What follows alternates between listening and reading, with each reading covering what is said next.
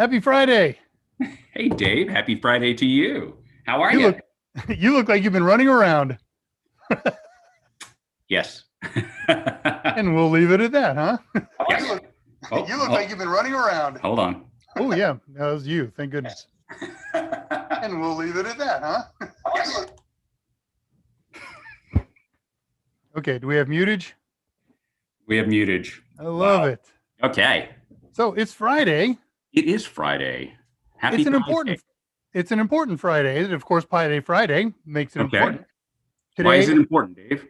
it is the last weekday of February. Oh, I didn't realize you celebrated the last weekday of February. Apparently we do now. I'm old, so I am continually astounded at how fast time passes. Yes.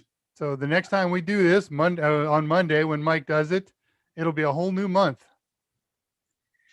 And it'll actually be the beginning of the 1-year anniversary. Well, we're almost there, right? We're at 11 months. Yeah, it's right on 11 months. Our first one was on March 30th. Wow. Okay. Yeah. So everybody's surviving? Everybody having fun? I don't have the chat window up yet because I'm running so late. No problem. Here, tell you what, why don't you get set up? I'll talk a little bit about our intros and openings and things like that. Sounds good. How do I do that? Oh, yeah. I go over to this page. There it is. Top of the page. And there we go. So greetings and welcome, Pi seekers and information hunters. This is Pi Day Friday. I am Dave Rush, the senior instructor at Total Seminars. This is a Total Seminars production under the aegis of Mike Meyers.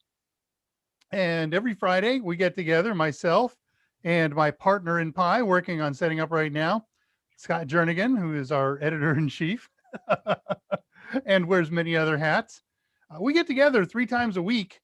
Mike Meyers himself does 2 seminars a week or 2 sessions a week on Monday and Wednesday. And then he's kindly allowed Scott and I to have some time off of work, 2 hours on Friday, to get together with you.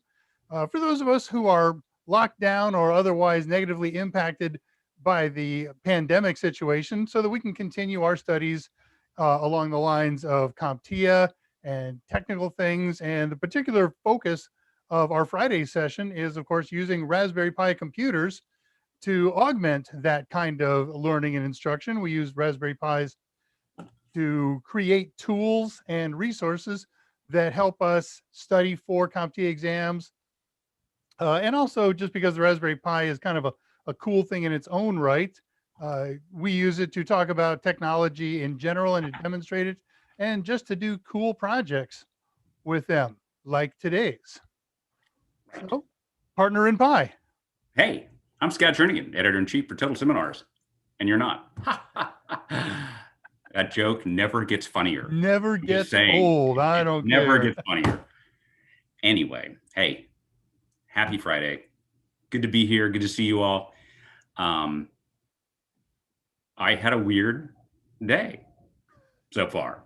So I've been running around like a crazy person because getting a car inspected, which is something we do in the States, supposed to be takes no time at all. So I dropped the car off. And as I was sitting outside of the waiting room because there were too many people in, right? I get a call from Mike Meyers, the man, the myth, the legend himself. And he's like, Shocking. I need to talk about questions and I can't hear anything because I'm sitting outside on a busy street. And so what do? I walk around the corner and I see Mike in person. Oh my gosh. I was heavily masked and he's like, you realize we've all had our shots. I'm like, you realize I haven't? That's right. So I'm just going to stay masked. And just for the record, Spewy the cat, he's really, really old. He doesn't look anything like he does on screen. I thought he was much taller. Yeah, I was over there about a week or week and a half ago, and that poor cat has been around the block. Yeah. You can't call her emaciated, but you could be. Well, that's right. That close. She was a she, yes. Yeah, no, she's yeah, she shouldn't quit her day job. That's all I have. Rode hard. So What are we covering today, I Dave? have no idea. I'm still working on cat lines like rode hard and put away wet. I didn't want to go there, but yeah. Well, I'll tell you what. Yes, Telewit, the cat looked taller on TV. We don't have a big crowd yet. It'll Oh, build, but I'll okay. throw up the contact info for now and Oh, go from good. there. Okay. Sharing the screeny like so. Hey, look at that. So this is a Q&A. We get together every Friday for 2 hours, starting at 2 o'clock Central Time, going till 4 o'clock. Unless the thing really dries up, I'll drag it out to the last minute. But we want you to ask us questions on the live chat. But if you don't want to, you're shy, it's a long question, you're not watching this real time, you're watching this on the archive, then we'd like you to send us an email. You can find me at daver@totalsem.com or Scott at scottj@totalsem.com and ask us that question that you couldn't, wouldn't, shouldn't ask online. And we will be glad to dive into it. The worst thing we can do is say, I don't know, and there's no way to come up with that answer. But usually we can come up with something pretty useful or steer you in a good direction. You can find us on Steam, Scott Scarhart, with no E's. And I am happy to say, not only being Blood Rush Tex on Steam, that I finally fired up my newly purchased Borderlands 3 the other day. I haven't gamed on Steam in a year and a quarter or so since, so not before the shutdown here. And I ran into old friends right away and just gave me the feels, man. It was good stuff. So I, on the other hand, Yeah. will be. Let's go ahead and do it. No. Let's break for that, and then we'll come back and do this. So I, on the other hand, this is the official weekend that a group of guys and I will rent the biggest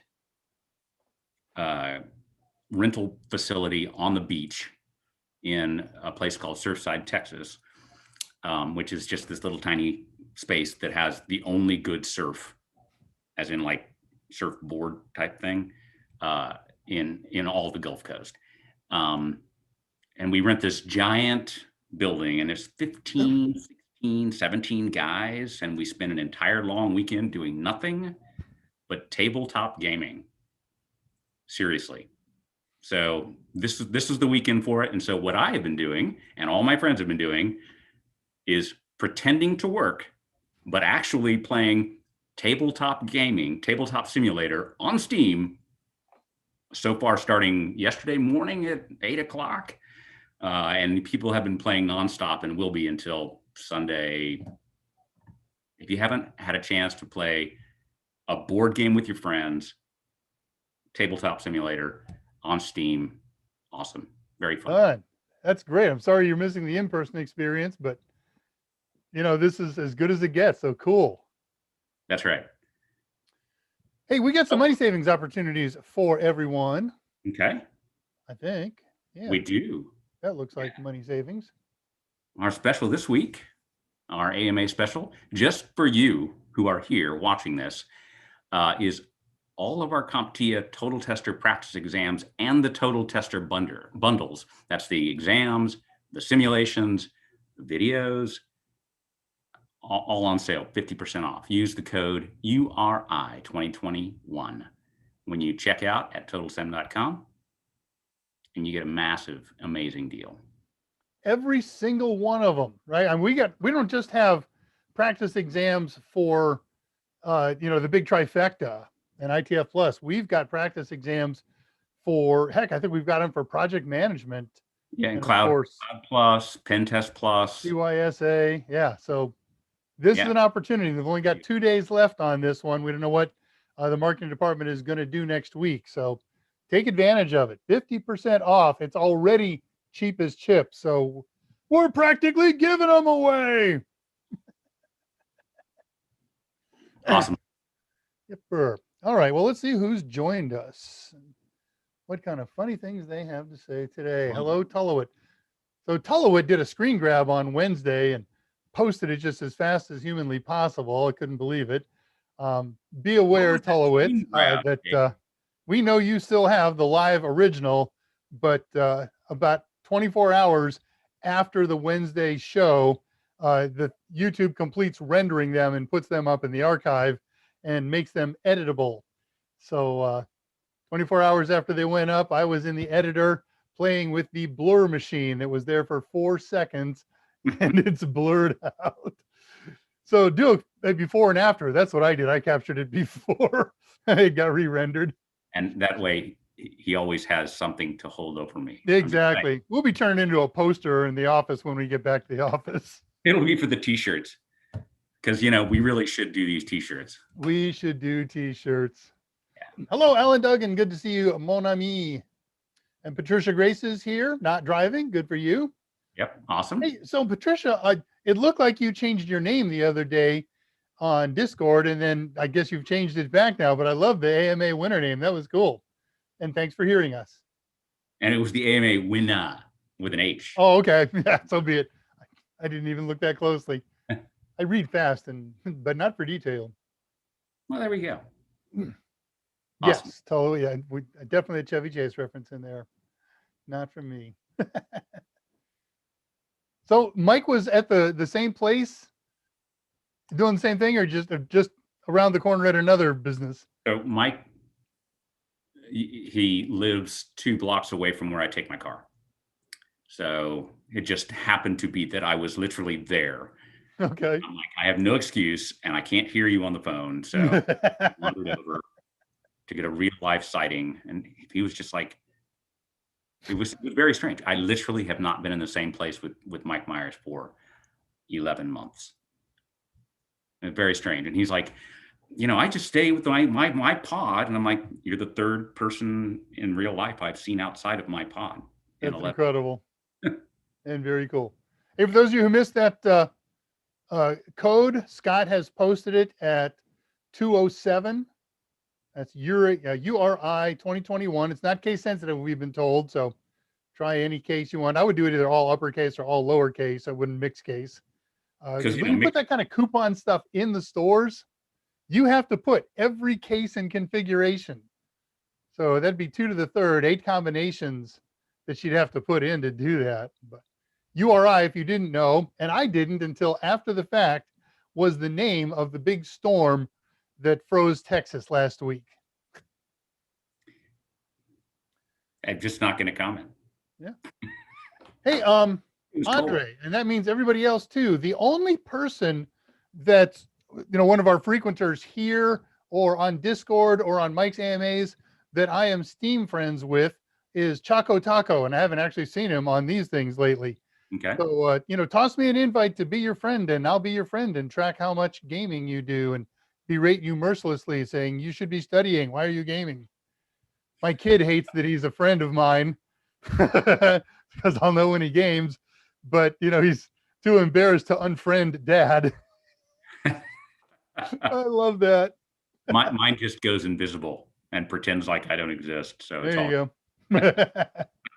I wouldn't pester him when we're gaming, but at least when I'm on there, it says such and such last was on 1 day and 4 hours ago. So I know when. Let's see. And I did it on the new computer in the living room. I missed that. I've been playing. Oh, Steam.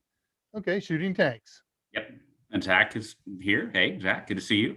Hi, Zach. Yeah, it's okay. We don't take attendance. You're not late, and glad to have helped out on Discord. I keep saying Discord. I'm doing it on purpose. That's a teaser in industry lingo. Patricia, my husband picked up a very heavy cyber power UPS that's still good. People throw out good stuff all the time. 5 light bulbs too, all in 1 week. Yeah. So let me give you a thought about UPSs. I've only bought 1 UPS in my lifetime. I've gathered them all as throwaways because they don't go bad. The batteries go bad. They're good for 3 years, but they're very easy to change. Even the big 1500 watt units and bigger, you pull those out, and those are standard gel cell lead acid batteries and gas batteries, GAAS, glass acid batteries. And you swap those out. So for the price of the 1500 watter that I have sitting down here with fresh batteries, that runs, I don't know, about 350 bucks. It's expensive. Yeah, you got a pair of batteries for 20, 30 bucks a piece, and you're good for another 3 years. Wow. Okay. Good to know. Yeah. Yeah. Good dumpster dive there. Yeah, very much.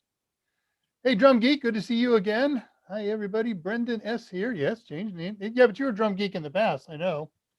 I landed a network tech position and start Monday. That's fantastic. Congratulations, Brendan. Awesome. That's exciting. Let's see. Thanks for the videos and help as I continue to study for Net Plus. I like that. You got it. That is the way to go, man. You've got a network tech position. You haven't got the cert yet. If they want you to have it, maybe they'll help you pay for it. And if not, it's good education for you to work on. Udemy courses we've heard can get very inexpensive when they have sales, and they have sales every freaking week. Right. And they're on sale right now. Yeah. So, 10, 12, 13 bucks, something like that. That's a great after work kind of kill a half an hour or hour in a day. And in a month or two, you are done and ready to go again. It's awesome. I see. Wow, from Delaware. I just wonder don't post that in, if I say any word in here, that's just a trigger to do it. So don't post it online. That was so fun. The shock on everybody who it got shared with, those of us who spotted it in real time, and your own shock. Oh my gosh. Oops. How much is Tully going to blackmail you, Scott? As much as he picks on you for being Cockney. Wow. Talk to me, Goose. Okay, so this was my prize for winning the Settlers of Catan tournament last year at the Gamers Geek weekend. And I found it today, and I'm like, really? Today? Yeah. So you got to mail it. Right. Did you play tabletop Settlers on your? Sure. Okay, great. Yeah, although we're playing a bunch of much older games. There was a game from the 70s called Civilization. Yeah. This predates the Sid Meier's Electronic Civilization. So it's a tabletop game that hasn't been published in 30 years at least. Oh gosh, no, 70s. Whoa. Okay, it hasn't been published in like 40 or more years. And somebody just dug it out of their closet, took screenshots, redid the entire thing, and put it on tabletop gaming, our tabletop simulator. So that's cool. Yeah, this is an old house, about 140 years old, and we were remodeling last year, and 2 years ago, I guess, and we pulled the lath and plaster out, and we found a board game in the walls called Jumanji, and we were just having a hell of 2 years. That's cool.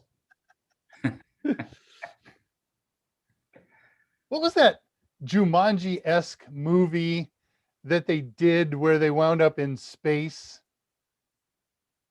Somebody will know it. It's totally Jumanji-esque.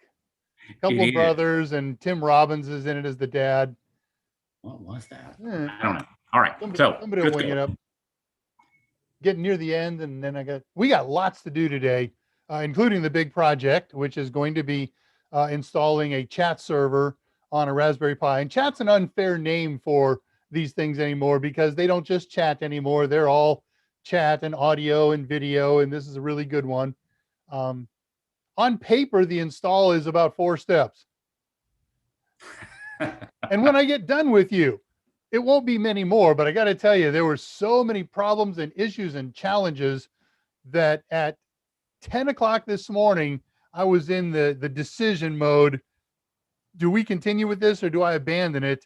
Right. And suddenly everything clicked together and okay, we can go. But terrible. Wow. Not reading that at 2:13, Delaware. And by the way, most of you are old timers here and regulars, but there's always a new face. So when we read most of these messages, we try to identify what timestamp that happened. You can toggle timestamping on and off and follow along with us. In the upper right-hand corner of the YouTube page, there's a 3 vertical dots, as Scott would tell us, the vertical ellipses. Just go in there and turn on timestamp. And then to the left of that, you have a choice between live chat and top chat. And we don't know exactly what the algorithm for top chat is, but it filters out some of the posts. So if you will turn that on live chat, you will see every post. Yep. So yeah, it's okay. I'm perfectly fine being teased when I make mistakes. So just for the record, I'm okay with that. That is not sensitive. Mike, Mike, yes, he rehired me again today on Wednesday. So yeah, it was a good afternoon. Zach, you don't game. Okay. He's so lying. I know. Yeah, because he spends most of his time and money when he's not working on his new job in education in building a super awesome gaming rig with 4 processors and 128 gigs of RAM. Right, because everybody needs 128 gigabytes of RAM. Yeah, there's want doesn't even come into it. At 2:15, Patricia Grace says to me, I figured someone didn't know they could change the battery. It actually still works anyways, and it's heavy. Yes, they are quite heavy. Yep, that's awesome. Try and charge your car on that. So that came up. You weren't on. Yeah, well, of course, you were working in the background when I did a solo show for Mike. Last Wednesday. Yeah. But some of the conversation went around how will Scott charge his battery powered car? Gerbils, hamsters. No, we didn't. What's interesting, and you don't necessarily think about when you have an electric car, it's pure electric, is when it gets really cold, the range goes way down. So yeah, until everything heats up. So it's kind of like you get in the car when it's 20 degrees outside and it's like your range is 30 miles. I'm like, what? And then you drive down the road and the range goes up, which never happens, right? Yeah. As it heats up and the battery is like, oh yeah, no, there's more of me. Very strange. That's very strange. Yeah. It's understandable when you play with it, but yeah, it doesn't come to mind if you don't think about it. Yep. Oh, good. Brendan, yep. They offered to help me with certs in the future. So all good. Can't wait to get in there. That's awesome. That is the textbook way things should go. So good for you. That's good. Everybody plays Supremacy. I don't. I played that. I just am Supremacy.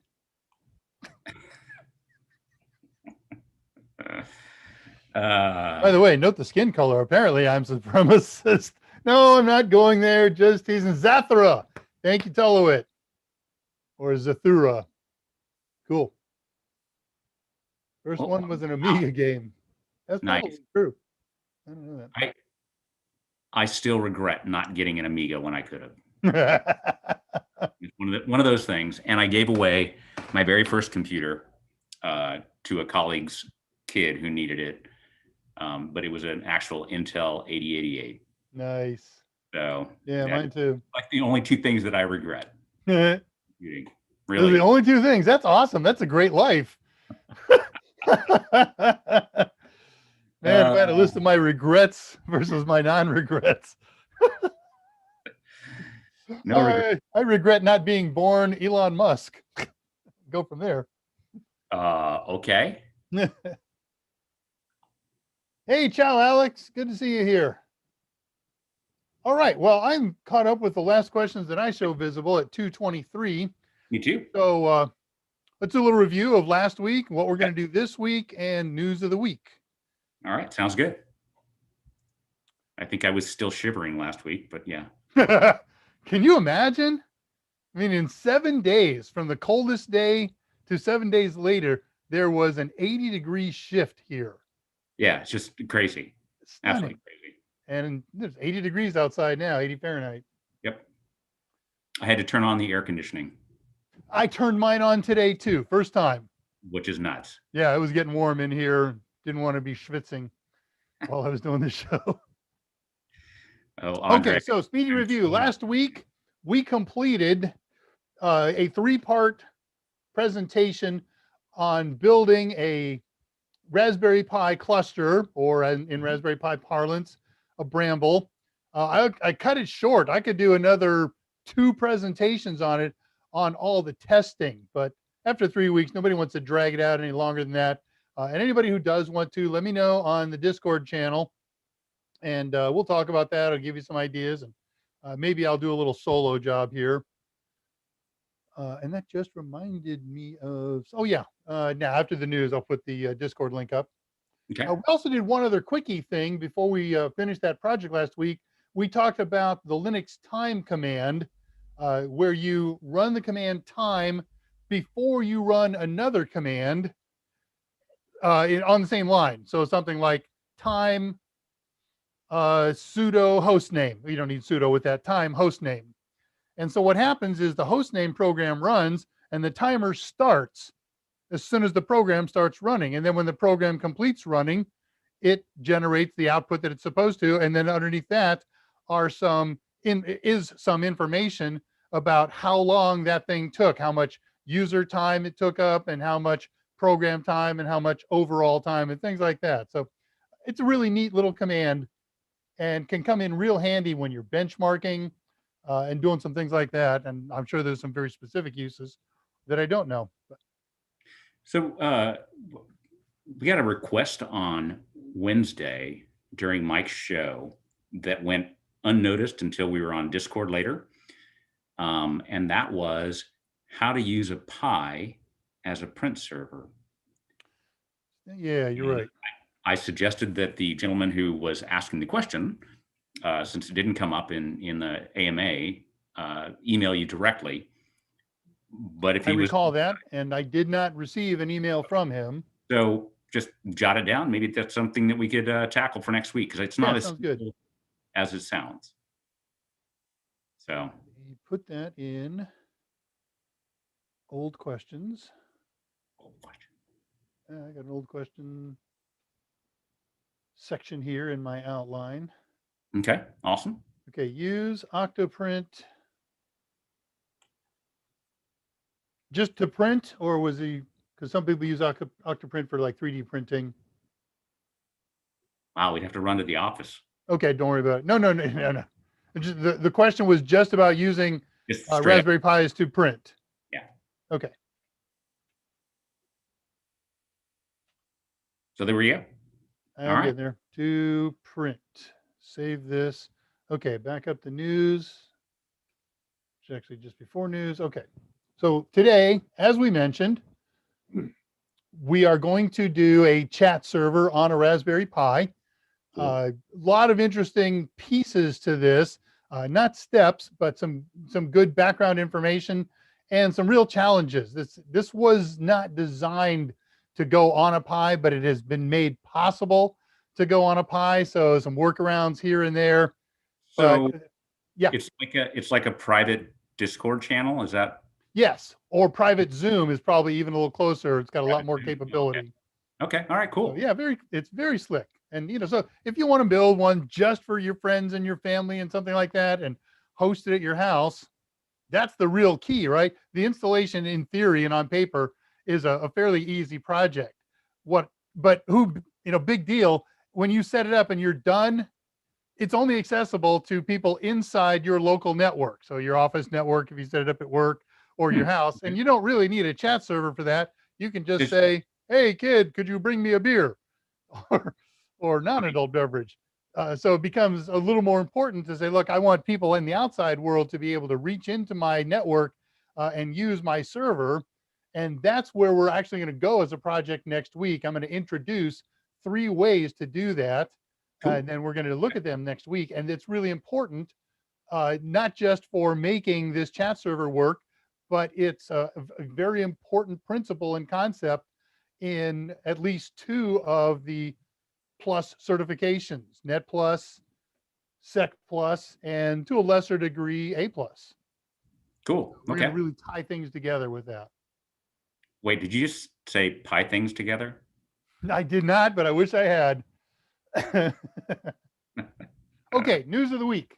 Okay. Some of it boring and personal and just, I don't think it's boring, but you might. So I'll keep the boring stuff that you think is boring quick. I went flea marketing last week, as we do every week or two, sometimes 3. And I took a chance on these 4 2.5-inch drives. One of them's a 250 gig, pair of them are 500, and another is a 750. They were $5 a piece. Okay. Figured if one works, I'm a happy guy, and if more than one works, so much the better. So now you got to make them work, right? Right. Now I could go out and buy for $6 or $7 one of those enclosures with a USB attachment. That works. But I went out and I had this thing already. So it's got a USB 3 connector on it on one side and a SATA connector on the other. So all you got to do is plug this into your USB 3 port, plug this into Uncle Hard Drive. And I think I did it in reverse order, which is the better way to go. Plug it into the hard drive first. Right. There's only one computer thing that I almost ever really broke, and I'm about to go for number 2. I had this one working, and I disconnected it this morning. Luckily, it's serial ATA, and therefore it was hot swappable. Exactly. Yeah, well, the way I broke it was putting the connector on it. I was a little off center, and I just crushed the plastics. Nice. So you plug this in, you plug it into the Pi, and if you're running Raspberry Pi OS or most other Linux distros, it just automatically gets picked up. It's like plugging in a flash drive, and suddenly you have an H drive. Dave, you're killing us, though. 4 Sorry. drive. You have to tell us whether one of them worked. Let's go with all 4. Whoa! So it was totally exciting. And so there I have, I've got this thing plugged in, testing the first one, and I'm playing with it and putting data on it and figuring out what I'm going to do with it. And then we had a power failure. Right. And that Pi wouldn't come up. And what I came to understand is I got a 2.5 amp power supply. There's not enough power to bring up the drive and the Pi at the same time. Right. So very, very, I mean, an important thing to think about when you're dealing with the Raspberry Pi, because it gets its power from that little connector. I mean, it's not a serious draw. Exactly right. So yeah, and it doesn't draw much power when it's running. It just draws a lot of power during boot, or if you're running it hard, doing a lot of high CPU. So I ordered 4 of these. It's got a dual USB connector on it, and one of them just hooks into a power connector, and the other hooks into the data side, the USB connector on your Pi. And then the plan is not to use wall warts, but to use that same kind of power supply that I used to power our cluster. So I'll use one power connector for the Pi and the other for the hard drive. And this has got 6 ports, so I can do 3 Pis on that. And so that was just the best $20 plus a couple other bucks for those little adapter cables that I spent this week. That's awesome. Yeah. Right. That was worthy of a. That was almost worthy of an Andre dumpster dive, man. Yes. So I gotta warn you. Go ahead. I don't know. Obviously, Patricia mentioned her dumpster dive, picking up an uninterruptible power supply that, for the price of a new battery, is like a beautiful several $100 piece of equipment that you should have, by the way, if you can. But dumpster diving can pay off in a big way. I mean, yeah, a lot of us do it. So absolutely. Hey, so if you ever replicate this project that I've done, cool, worthwhile. Remember, you've got exposed circuitry on the bottom of these kinds of hard drives, and if you were to lay this on anything conductive, the best you could hope for is damage to the drive, and the worst could happen is the drive and the Pi get destroyed. So even a little piece of cardboard or plastic or something like that on the bottom of it, and maybe tape to it to secure it, goes a long way. The cool thing when I bought these, 2 of them had bare bottoms. 3, I lied. Thought the one did. But one of them came in a caddy that's already safe. So just things to think about. Okay, moving on. Nice. Thanks. Oh, the Bramble. So Zach wondered, why you didn't just go with a drive caddy. to see whether or not those hard drives worked. Because I didn't have one. And you did have the cable, so Yeah. Right. So. So it's what I had. So if I cared, again, I was willing to risk $5 a piece on destroying them. Right. But yeah, if I cared, I'd go out and get a caddy. But wrapping them in a piece of newspaper is pretty good for me for experimentals, at least. Right. Hey, so all systems are go on the Bramble. I continue to experiment with it and add more software and testing software. I'm going to keep doing that, but I'm trying to figure out what its future is, and just curious about your ideas. I may disassemble it for projects, keep testing, keep adding on to it. I've even thought about selling it. They sell on eBay homemade Brambles in various configurations. Some of them are just the stacks of Pis and no cables, no power, no micro SDs. And some of them are everything totally complete, plug and play ready. So I don't know, chewing on those ideas. Let me know what you guys think. Cool. Hey, 2 days ago, yesterday actually, new version of Kali came out. So if you're running Kali on any machine, Raspberry Pi or anything else, 3 commands will get it updated: sudo apt update, sudo apt upgrade, sudo apt dist-upgrade, and then reboot. And you got the newest, latest, greatest version. It mangled my my VNC connection. I had to play with that for a little while to get it working again. But as far as Kali goes, it as a Kali box, that'll get you set up. Meeting is now streaming on live custom service. I have no idea why that popped up just now. Okay. Everybody can see us, so as far as I know. Watching this. So for those of you who don't know, oh, NAS time. This is a drive caddy. So for both 3.5 inch and 3.5 and 2.5 inch drives. But yeah, this is a drive caddy. In other words, where you just plug it in, it plugs into USB, right? Yep. And plugs straight into your computer. And right, they're great for building a NAS.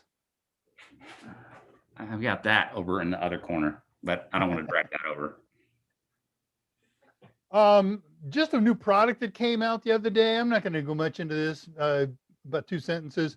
New product out there for all flavors of Linux. It's called Crowdsec. It's an IPS. In fact, it's an NIPS, a network intrusion protection system. So we did an IPS project a couple of months ago that was done for one machine. And you could also do that individually on all the other machines in your system. Right. But now you can take this Crowdsec product and it will monitor all of the, in the same way that the IPS we did last time, it will watch log files of everybody or all the computers within your system. When it detects something, it sets a firewall rule in all of the computers in the system. So it's not a block. It's not something that says, I'm going to watch every packet that comes in and out and prevent packets. I'm just going to watch all the logs inside the machine. And if I detect some badness happening, then I will send a command to each individual machine and update their IP tables or something like that. It's an interesting concept. Sounds good. Yes, I made like 4 pages on that. Oh, I think this is the last thing of news. This is really cool. Yeah, it is. Okay, lay it on us. Fuzzix, Fuzix. It was an early Unix clone by one of the people who co-wrote Unix. So he was kind of out there before Linus was trying to invent Linux. So he came up with this very simple version of Unix, clone Unix, and had it running on various machines of the day. And it has existed out there, though the gentleman, Alan Cox, he hasn't done anything with it since 2013. He's not updating it to stay up with what Linus does. But okay, it's a really cool and nice little version of Unix. And what's really interesting about it is he decided to put his hand back in the game a couple of months ago when the brand new, I guess month and a half ago, maybe he got an earlier copy, the brand new Raspberry Pi Pico came out, which is kind of like a microcontroller. And so he wrote a version of Linux that will run on of Unix that will run on the new microcontroller. That's incredible. I mean, this Yeah, thing doesn't have that much RAM, but it's got tons of I/O.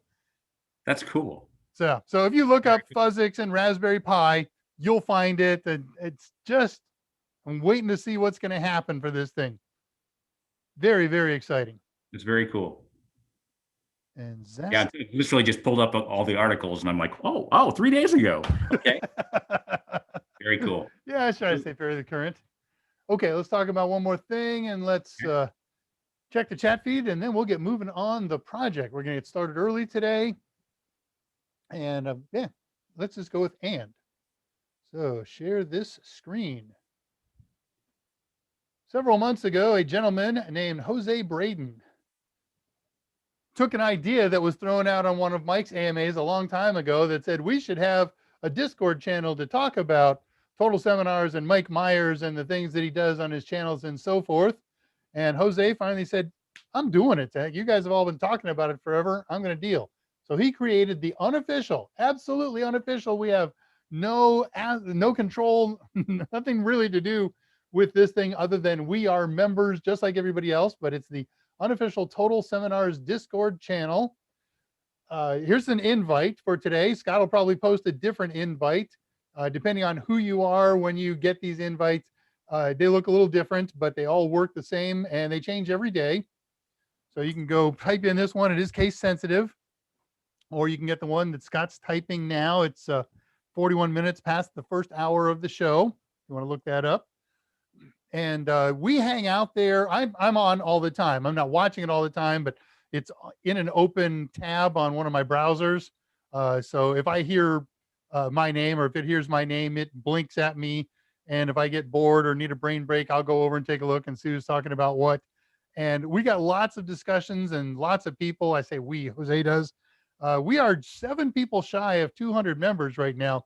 So if you're watching this and you haven't joined, I love those milestones. Come on in, hit that link. And if the link isn't good, if this is after the live show, just Google Total Seminars Discord and you'll find it. Head over there and they'll get you an invite. Check with Tullowit. He's one of the moderators. Check with Jose. He's the moderator. And we would love for you to join. I will join about 10 or 15 minutes after the show today for a half an hour or so. Scott, what are you up to? Meeting with my publisher right as we end this show. So I'm not sure how long that's going to go. Okay, so Scott may or may not make it. Excuse me, just inhaled my orange juice. Excuse me. There'll be more of that. There's more to clear. Well, okay then. I have a drinking problem. I'm unable to drink. Yeah, dying on a live show would be bad, Dave. Bad form. Don't do it. So coughing up a lung. Okay, so I finished up at 2:23 if I remember right. Yeah, look at that. A little bit of chatting. The first substantive question came in at 2:37. Okay. Zoom right down there.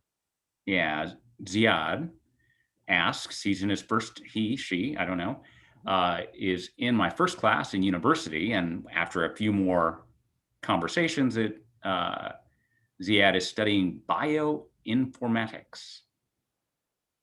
Well, I know, right? Fortunately, you are an expert in bioinformatics. So do we know what he's asking? Does he have to take some IT oriented courses, and is he looking for information that we can provide here that's on the computer side? Not quite sure yet. We're waiting on some follow-up questions. Okay. One thing that's interesting and came out just straight up, and I would reiterate, is getting an old computer or getting some old computers and some networking equipment just to play with is a great way to do stuff. If you start experimenting on your primary work system, thing that you're doing your study on, One wrong move. Bad things can happen. Yeah, one wrong move and you get to go look for a new computer and hope that your hard drive is salvageable. Exactly. So Jane Slayer just showed up. Hey, Jane. Yeah, and she says, "Hi, Dace. Hi, Scott." But what's the it's okay. timestamp on that? You can't edit in the live stream. Yeah, right? It's like I hate that. And then again, it's probably a good thing. Full on. So the question at 244, and this goes directly to you: can you run Linux on a Raspberry Pi? And can you configure it to work in a Linux domain?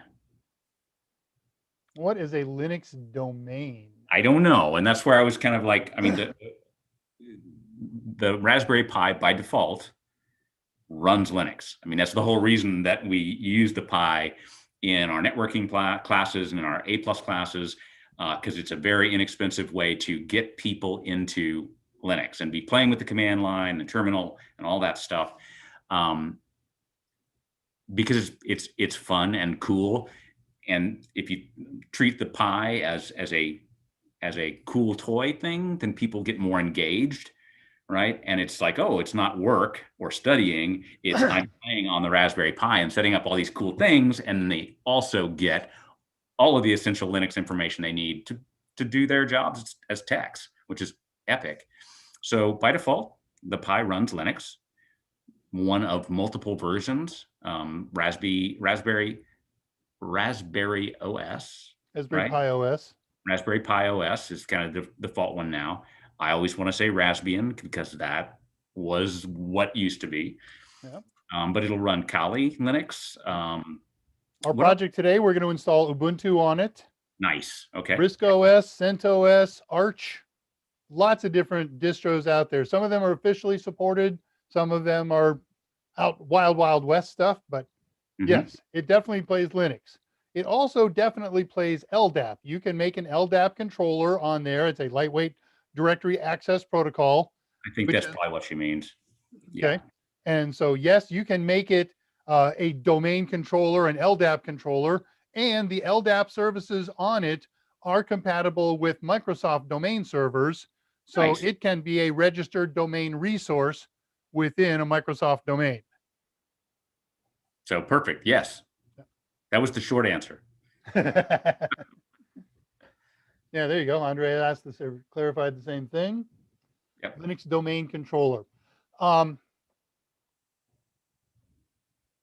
there's no such thing as a Linux domain, not like there is a Windows domain. There is directory access, which is a domain-like structure, and it uses an old industry standard called the X500 standard.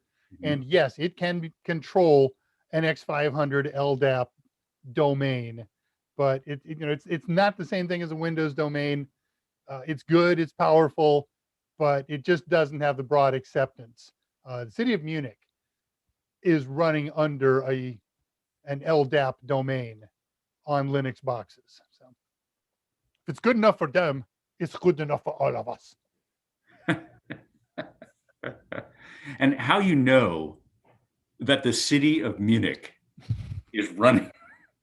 They are the poster child example of a medium to large municipality that switched. They are a continual white paper. So okay. If you're a city considering, is there a cost savings or, because there's a learning curve and whatever, then you refer to the Munich model. Gotcha. Okay.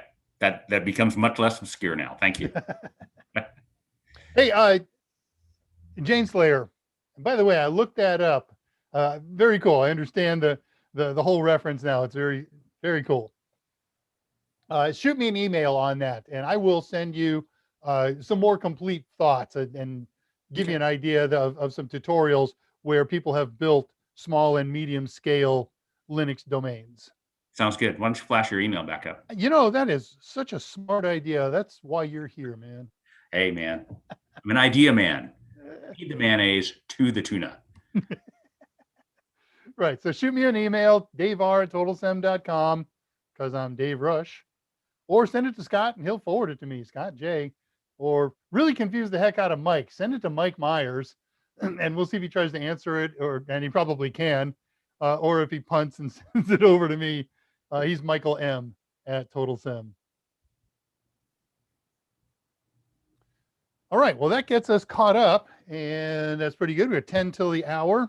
Okay. So let me talk about this chat server, what it is, what it does, what Okay. you need to set it up, the trials and tribulations that I went through so you don't have to.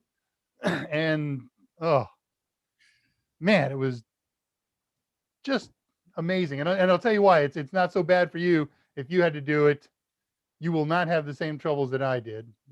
That's why we pay you the big bucks on this show. Yeah, well, it's kind of an important reason. So we're going to use a utility. What's the time mark on here so I can do this for our snippets? It's 1450, about almost 1451.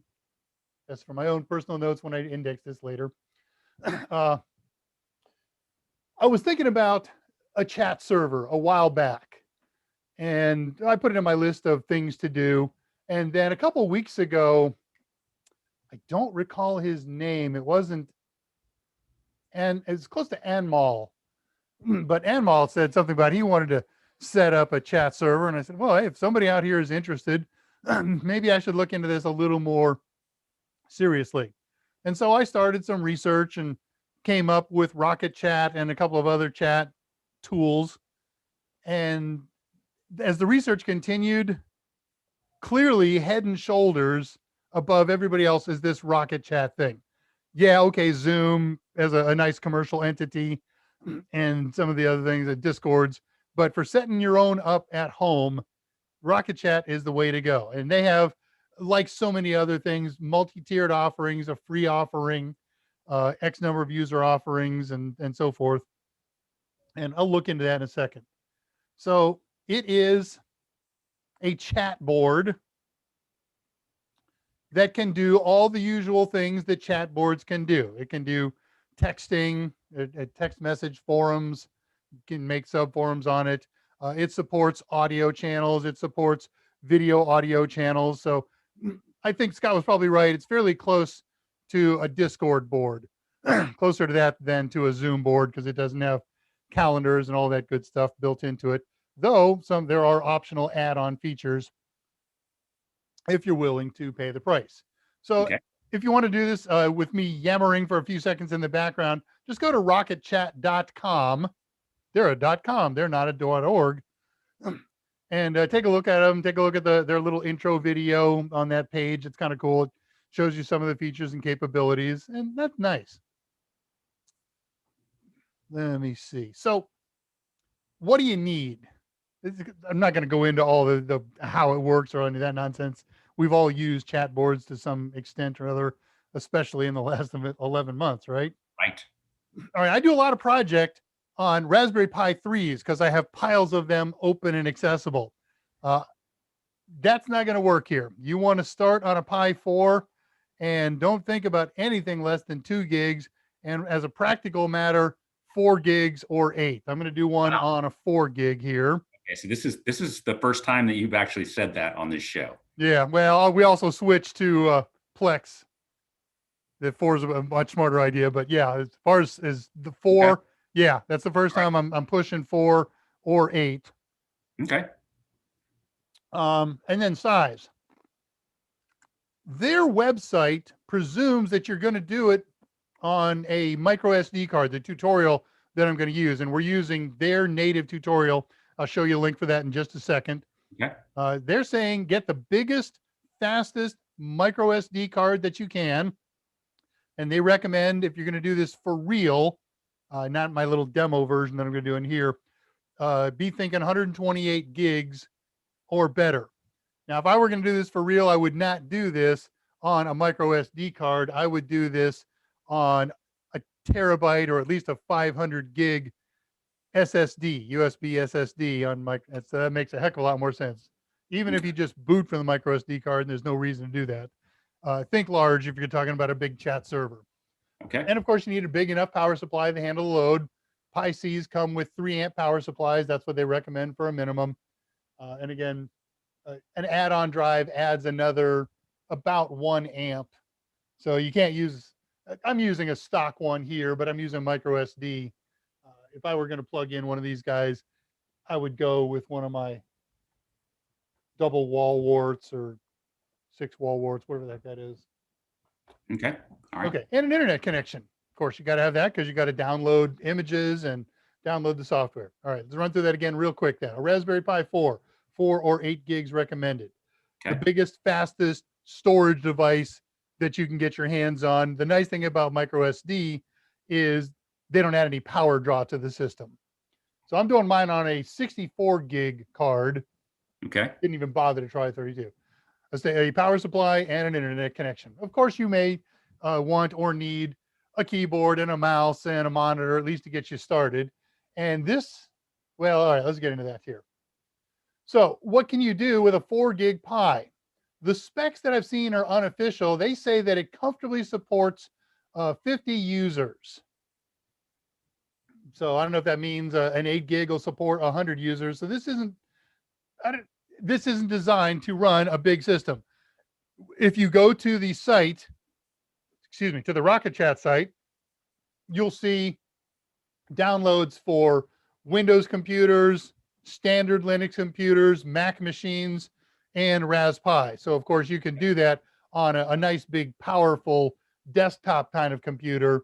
It's got lots more storage. It's got lots more memory than these have. And so you can run a real chat server on there for a good sized organization. The tutorial that I'm going to use. Let me just take you straight to the page and then you can see it. And I'm going to bring up, before I do that. Just for reference, yeah. Just check the prices on Newegg, and a 256 gigabyte micro SD card, a fast one, is sub $50.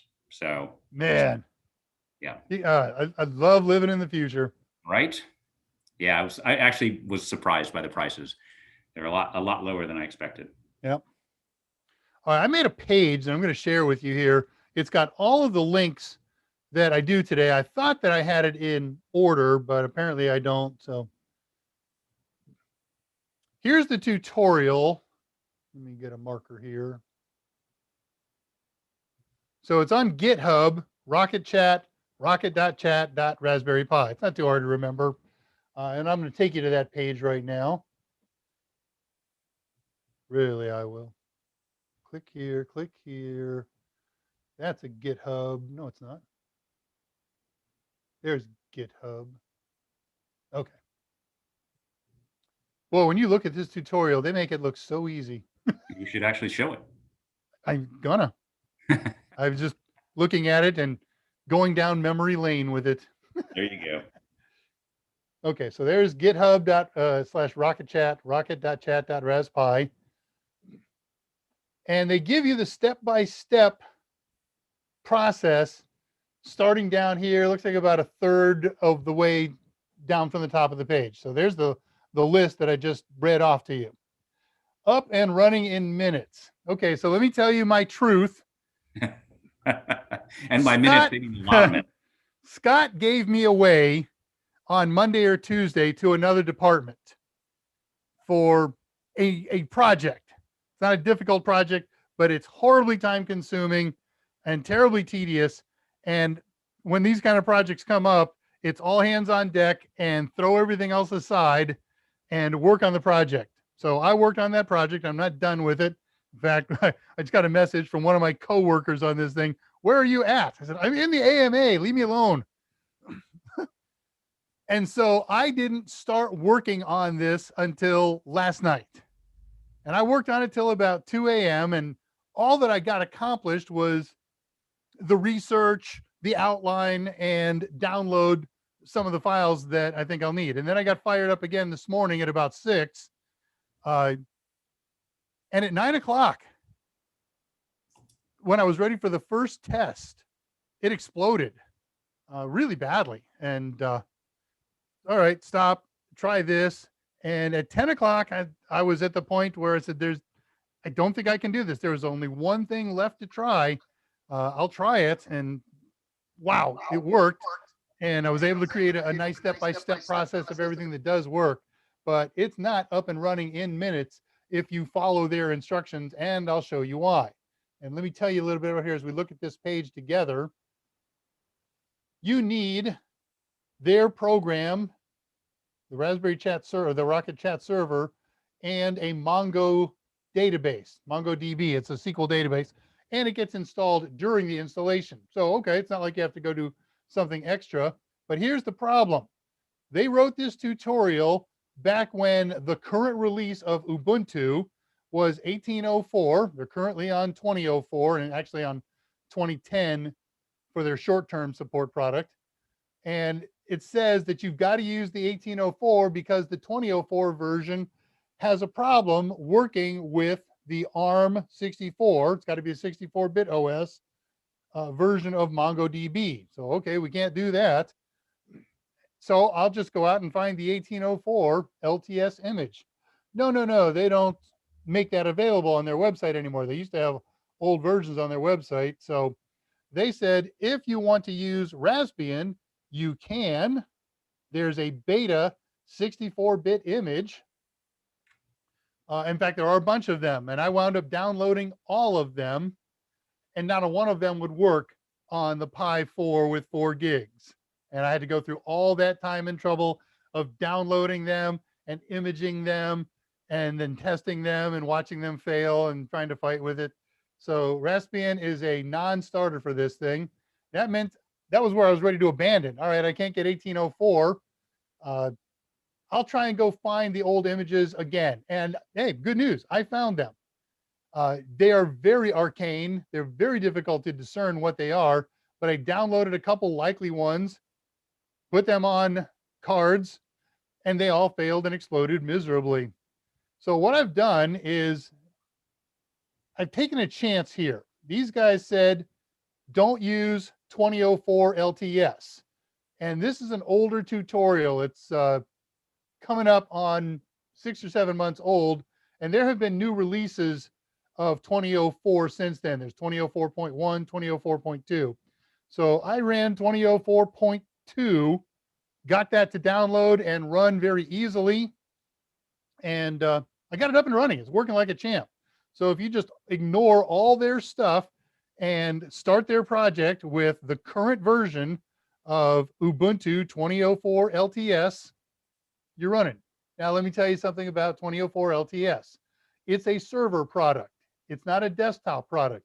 That means there's no graphical user interface. You got to do 100% of everything with the command line. And there was a couple Band-Aids, and I'll share them with you, that I had to put on in order to make this thing work. But it's working. Huzzah. And you realize that just saying that got half the people in this entire chat totally excited. What? You have to do everything on the command line in Linux? Yeah. And except for the fixes, there's only about 4 command lines that you got to run.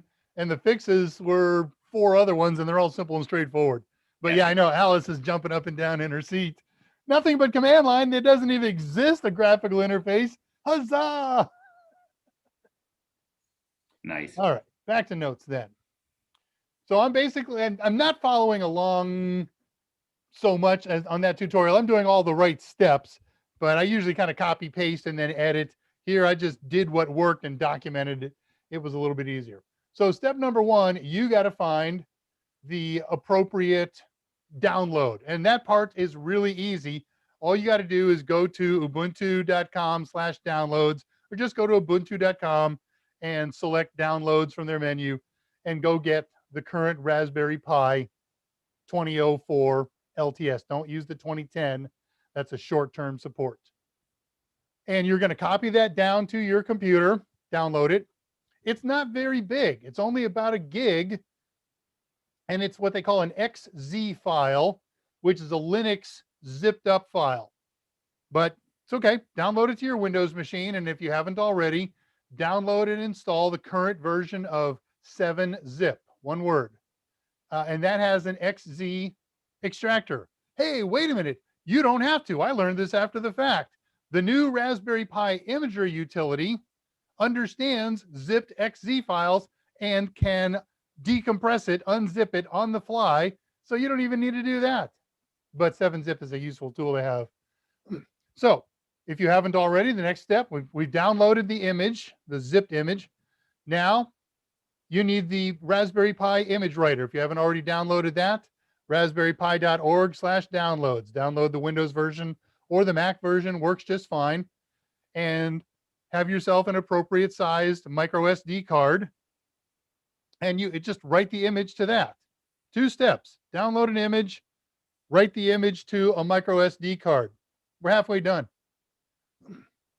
Not much to demo yet as far as that goes. We've done that 4 or 5 times in the past. Right. Okay, passing up all my notes about what didn't work and why it choked. Yeah, because I'm waiting on what the huge time sink part of this is. Because so far both things you've talked about are quick. Yeah. And the longest part, if you read that tutorial, you get to this point where it says, now you're going to install it. This will take a while. Take a break. Now, when we installed MPICH for our cluster, Right. that literally took a couple hours. Right. So I was kind of expecting the same thing here. I figured I'd go check back in an hour or so, and I started the install, and I was still working on something, getting ready to think about taking a break. And about 10 minutes passed, and it said done. So their idea of a while Okay. was really not very painful at all. Okay. Cool. Okay, so still reading through all of my failures here. And This my is how we typo, do where it. I always typo Ubuntu and make it Ubuntu. Which All has right. a completely different meaning. Yes. Yeah, Ubuntu means what? Friendly or sharing or something like that. Okay, so step next, because we haven't spent much time here. The download takes about 2 minutes. The writing takes about 7 minutes or so, because the imager writes it and then it verifies it. So we're 10 minutes in. Now, what we would probably call the longest step is let's get the hardware ready. So break out your Raspberry Pi, get it connected to all the stuff that you need: a monitor, a keyboard, a mouse, in a case if you want to case it up, or on something safe. That's what I might just sitting there as a bare board sitting on top of a plastic case of another one. Don't plug power in yet. Now plug your micro SD card in, and when everything is up and ready to go, hit the power connector. And you should see it start to boot up within about 5 seconds. And the first time boot up, just like loading Raspberry Pi OS, that takes a few minutes. So 5 minutes, 10 minutes, something like that. The problem with everything that I did here is I had to do all those steps up to that point and then wait and see what would happen.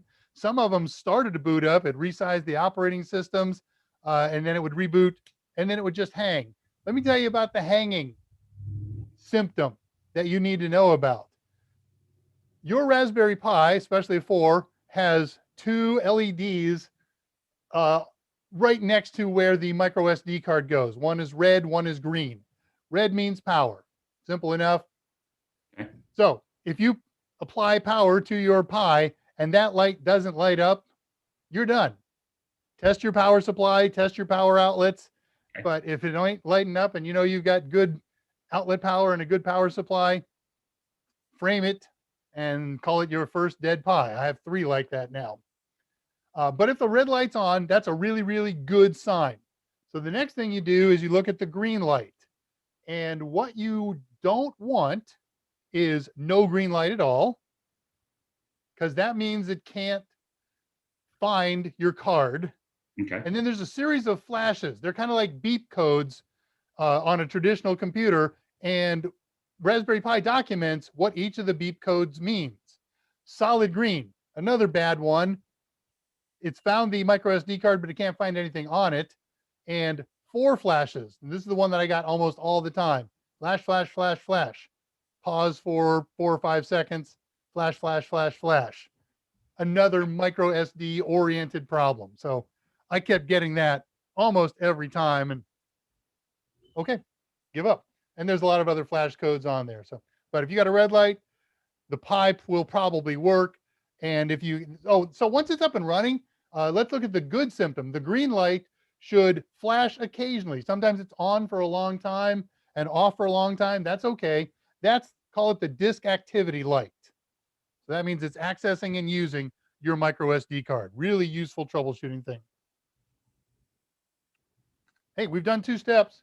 We've done 3 steps now. We've built our Raspberry Pi, plugged in the micro SD card, booted from it, and it's gone through its installation. It's now sitting at a login prompt. The default login is username Ubuntu, password Ubuntu. Very easy to remember. As soon as you log in the first time, it will make you change the Ubuntu password. Okay. So I've changed mine to Raspberry because it's on a Raspberry Pi. And because that's the default password for Raspberry Pi OS and for the other 11 machines that I have sitting on my desk right now. That's not true. The clusters are clustered. Okay, sweet. Now, here, more good news. There's an SSH server already built in. So I don't need my monitor or keyboard or mouse anymore. In fact, I never needed my mouse because it's a server and there's no graphical user interface, right? So all I had was a keyboard and a monitor plugged in. And I said, heck with that. I'm just going to go fire up Putty on my Windows machine. And I'll take over from that, disconnect the keyboard, disconnect the monitor, and finish up everything from there. Now, here's what happens next in the tutorial that turns out to be wrong. They want you now to install Rocket Chat. Boom, done, right? Well, I did that and it worked. That's step number 4. Step number 5 is to go over to another computer and log in using a web browser to your Rocket Chat server because it's all set up from your web browser. Well, that was when the wheels fell off the wagon again. I put in the IP address and the right other information. I'll show you in a second. And it said, what are you talking about? There's no server at that address. There's no web server. And I tried a few more things on my computer and I could access everything else, all the other Pis. And all right, so it's a problem on theirs. There wasn't any documentation that I could find on the web where anybody had found a similar problem. So there was a little notice on their tutorial that said you might want to do an update or upgrade because unlike a Raspberry Pi operating system installation, that doesn't happen automatically when you do an Ubuntu install on a Ras Pi. So here was my first command. I said sudo apt update. Sure. Worked. Then I said sudo apt upgrade. I didn't do it as a combined like my usual self. Right. And it said unable to run. And was that because I'm using apt instead of apt-get? So I tried apt-get. Different error, but same results, wouldn't do anything. But the nice thing about that one, it said, you've got a problem. Here's how to fix it. Run this command. And it told me to run sudo dpackage dpkg --configure -a. And I hit the enter key on that. And it gave me a warning and told me why I shouldn't do it. I said, well, that warning doesn't mean anything to me because the worst thing happens is I trash it and start over. So I said, do it. And then I said, okay, now let's apt upgrade. And it gave me another message, which I've run into on other Linux boxes. And it says, I love this part. Here's how to fix it. Run sudo apt space --fix -broken space install. And both of these are real quick to run commands, 1 minute and 2 minutes or so.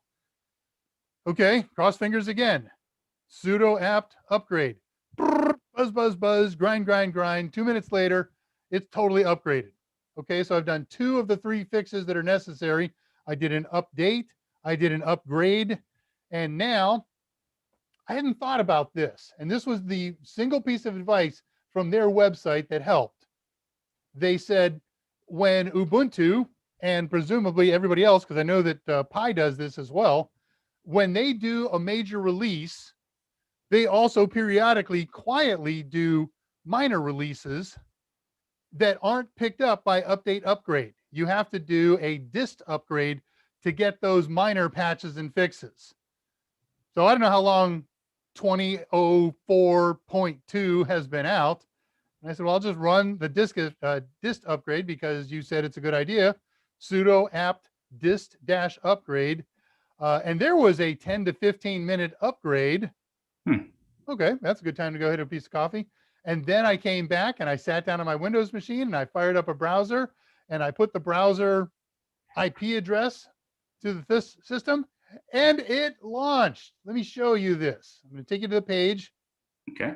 And take you to the rest because we're done. The installation is complete. So where am I going? I'm going to this browser. Oh, I was already there. You're such a goober. Okay, share page.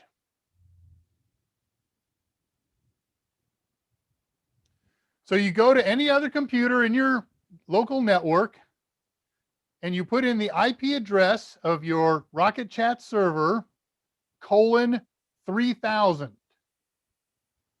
And then you hit the big enter key. And it goes buzz, buzz, buzz, grind, grind, grind, takes a few minutes. This I didn't get on the first time. It just got a no such server exists. Hey, coming up, coming up. Doing some redirecting. And it takes you to this page, which you only get to fill out once. If I don't fill this out right now, I can just close this window and relaunch again, go to it the same way. So what you're going to do is you're going to create an admin account /user. So you give it your real name, David Rush, my username, drushtx, or Rocket Admin or whatever. Give myself an organizational email, set myself a password, and then the continue button will open up. And then there's a bunch of other sub menus. They're all real easy, fill in the blank kind of menus. And you've created the first account on here, and then there'll be a menu whenever you're logged in using your username. You'll have the admin menu. So you, at this point, can start making user accounts manually, or you can just grant access to the people that you want to use this thing. When they'll go to, for the moment, the hard part, they'll go to 192.168.1.105:3000, and they're only available inside here. But when it goes into there, you'll get a login screen that you can use to either log in as an existing account that's been made, or if you type in new information, you'll have an option to create new account. And you can put limits on people and how much data they're going to store and how many messages and whether or not they're allowed to do text or voice or whatever. So it's really cool. It's really powerful. And I'm not going to demo that course to you because it's really easy to figure out. You don't need me for that. So we're done. And I have completed the presentation that I want to do today, 17 minutes after. So I'm going to check chat, and then we're going to come back and talk about how to deal with the problem that it's only accessible here in my local network. And that's going to be next week's project. And it's really cool and amazing and exciting. It really is. Okay, that's probably just the geek in me, and nobody will share that level of excitement. Let me see. I've got to refresh. All here. Yeah. All right. I'm going to refresh my YouTube feed for a second. Not the one that I'm sending to you, but the one that updates my live chat. So stand by. All right. Standing, well, sitting, but yeah. Yeah. Thank you. Way behind. Coming up. Okay. We're changing from top chat to live chat. Timestamps are on. All right. I'm back in biz. I guess around 250 or so is where we stopped. Sounds good. And I started. I see 243. Hi, Dace. And I am changing my name to Dace. So it was kind of prescient of you. Yeah. Yeah. The last thing we did was Jane Slayer at 246 domain controllers. So I'm sure you spotted anything worthwhile. Just people making some jokes and. Okay. And nobody's mainly just listening. Okay. Nobody's pointed out my rock concert shirt of the day at the flea market. I got a whole bunch of Star Wars stuff. A couple posters like that, just little mini posters. Nice. Wait till you see the big thing that I've got. I have been on the hunt for this for ever since we started. Actually, longer than that.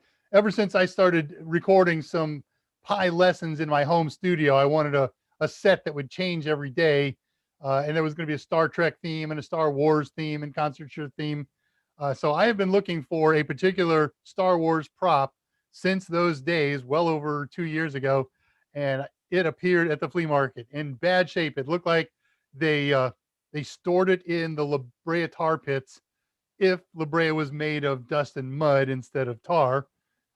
So Sunday and Monday, I'm cleaning it, and it'll be up in 4 episodes. I'm doing the posters first, and maybe I get a few more add-on components. It is something collectors die for, but they don't want mine because it's no longer white. It's been played with by children and turned sun fade yellow and got lots of chips and cracks, and lots of the pieces of it are gone. But okay, have I teased enough? I'm loving it. And This is just what's just for out the of the record, kitchen. just for the record, Dave, Yes. people definitely picked up on your Star Wars. Okay, I missed it. Yeah. Okay. All right. Well, I'm just going to glance through some of these messages and enjoy the fun. Absolutely. I see somebody talking to Alice. I don't see. Oh, there's Alex. Alex grins back. Way to go. So Alice, for everybody who doesn't know, she's taking Net Plus on the 11th. So 13 days. It's very kind of you to join us because I know you are really gutting it out right now and putting a lot of study time. So thanks for taking a brain break, I hope, and enjoying. And you know the deal on Discord and here. If there's anything we can help you answer or figure out, we're here for you. Yeah, we'll even tell you the answers to the questions. I did that today. I gave Zach 2 answers. And then he Nice. got tired of me and said, I can figure this stuff out on my own. I don't need you. And he's right.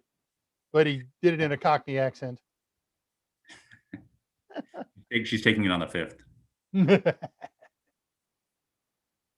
All right. Andre and Alice talking to each other. Red is juice, green is work. So I only know red and green from aviation. I suppose maritime, it's the same thing. The red light is on the tip of the right wing, and the green light is on the tip of the left wing. And there's a red and a white on the tail. Really? Yeah. Who knew? Well, that way you know when you're at night what direction the aircraft is heading. If they're so far away you can't discern motion, it's a green light. Okay, so he's in front of me. He must be moving toward my right. I'm sorry, green light. He'd be moving toward my left. And both is the same, I'm so told. There it is. The first reference, 309 elbow. Nice poster. Yeah, I put this up. It says open the blast doors. I put that on Discord. That's my teaser. And there's different line quotes on the other posters. I'm not going to put them up. Spoil the surprise. New PC case is out for delivery. Yay! Yeah, that build for the family member. That's what I keep saying every time I build a new computer. I'm building it, you know. It always is. Yeah, this one. Because I got to test the other one. I'm going to relocate to my office. TV is distracting me. I am your TV. Scott is your TV. What was that IP address for the cluster again, Dave? Because you mentioned the password for your cluster. Oh, yeah. Hey, by all means. They're all 192.168.1.210.15. Yeah, 210. They'll be accessible on the internet so that we can hack you. But, yeah, well, next week I'll show you how to get to them from the internet. It's very, very cool. Reading. Andre is back. It's cooler in here. Wood stove is burning in the living room. A lot of wood stoves burning here last week. Yeah, and we won't need one of those probably until next January. 120 years, they're telling me. Yeah. Well, you took some fireplace damage. How's that repair going while I'm reading? It is not. So it was very interesting. I have a quote unquote working fireplace in my house. And so I bought some firewood knowing the big freeze was coming. I'm like, this will be charming and awesome. And I busily chopped all the firewood up and it was great, right? Got the fire going. We made some Girl Scout fire starter. Okay. Right. With paraffin wax and lint from cardboard. Yeah, it works great. Yeah. All was well. And then after the first day or so, they started getting really smoky. We're like, why is the fireplace getting so smoky? And so we went to look and it's like, why is there smoke coming from under my house? Oh, man. That's a really bad sign, a very bad sign. And the actual fireplace itself had kind of collapsed inside and dumped a bunch of hot burning embers under my house. My house is built of wood, right? Yeah. So gotta keep that in mind. This was a scary moment. So we ended up throwing a lot of water on that fireplace and underneath the house, and Wow. didn't burn the house down. Got a little colder. But so no repairs yet because there are no chimney sweeps in Texas. What? Well, that's going to be a project. Yeah. You've always got a big project. You got literally an old house with all that old construction, copper or cotton covered wiring, shiplap and lath and plaster. Actual knob and tube still up in my attic. Yes. Yeah. And some of the wires don't even have the cotton anymore. It's so old, it's fallen off. So it's just bare wires. My electrical in my attic. Hey, 321 Elbow says, guys, I need help. PC Building Simulator is slowly becoming my most played game in Steam. I'm scared it will one day surpass the classic 05 Star Wars Battlefront. You know, it's an interesting thing. So there's a couple PC building simulators out there. The first one that came out, we looked at it. I played it over at Mike's house and in the office, and we decided it was of little value for teaching PC building. Kind of the steps were there, but it was much more focused, or became more focused as we played more and more, on running a PC repair business, which has value.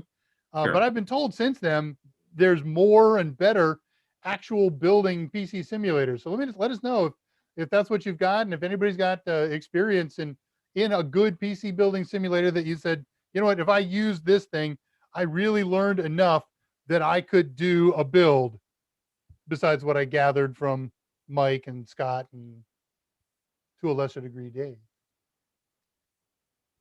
Only with a little bit of luck. Yeah. Oh, good. I'm coming up on the end here. I'm 4 messages from the end, and they're almost all from Elbow. They have my old computer, so defense. Oh yeah. We got to mention fries here at the end of this, huh? Not everybody knows or cares, but it's important to us. Always keep the right build and give the old one to the family. That's exactly right. I would, but the new build won't be as good as mine. Okay, yeah. So that's the other thing. If you're going to build for a family member, build one that's inferior to your own. Sure, happy to give you a newer one. Right. I confess to having done that and selling it as if it was better, because once I did build one that had one better component than mine. Dude, you've got this video card. I don't even have that. I never even pretend anymore. Yeah. Yeah. Call Dick Van Dyke. Okay. That would be with a little bit of luck. Yeah. Those of you in the States, we got a two big retailers here, and I guess you could argue Best Buy, but Micro Center and Fry's. They are our computer go-to components sites, and they got all kinds of other techie stuff and things like that. I have a Fry's near my house, right between myself and Scott. We've got one 10 miles south of the office. There's another one over on the southwest side of town, a good haul away. But if I'm in that part of town, I'll go in there. Well, we have been watching the inventory shrink and shrink and shrink. And you know, the writing has been on the wall for quite a while that they were going to close the doors sooner or later. What I thought was happening is they were pulling inventory out of two of the stores and moving it to the one that's between Scott and I. I actually think that was true. But the other morning, Wednesday morning or so, we woke up to the news article.